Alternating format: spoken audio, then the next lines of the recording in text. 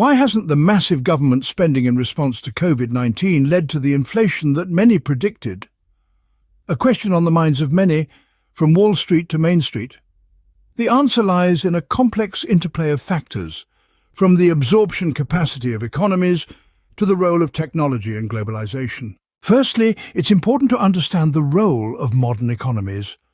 Robust institutions and diversified markets have an impressive capacity to absorb shocks.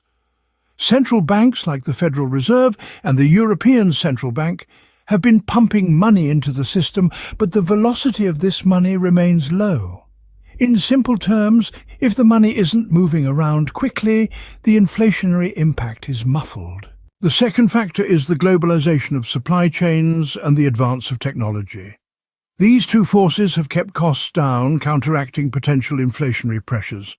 Global supply chains find the cheapest producer, while technology boosts efficiency and productivity, both keeping a lid on prices. The third aspect to consider is the nature of the fiscal support during the pandemic.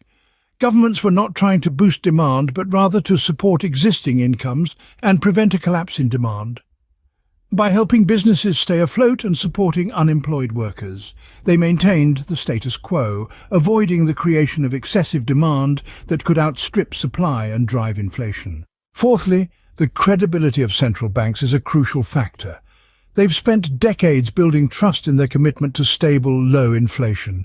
When people believe that central banks will keep inflation in check, their expectations stay anchored, preventing a significant rise in inflation even in the face of vast fiscal spending and QE. Lastly, structural changes in the economy, such as aging populations and changing labour market dynamics, also put a damper on inflation.